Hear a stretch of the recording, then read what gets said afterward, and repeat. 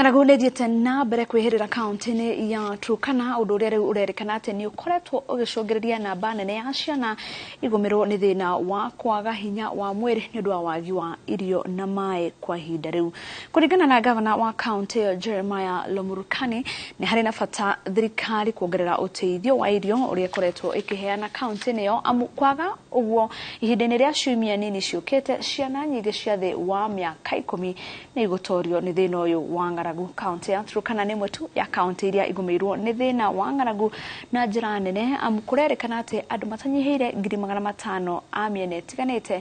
nĩo marabatara ũteithio wa irio na maĩ. Nane mpaka Masai mwezi wa 10 tumepata shida sana, na watoto sana wale wadogo wa miaka 10 kurudi 5 wamepata shida, pamoja na wamama na wazee. Mtusaidie sisi,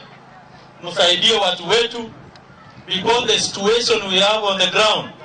is very alarming. So I think there is an urgency to really look at these issues, but more importantly now is really the life-saving measures, because we can see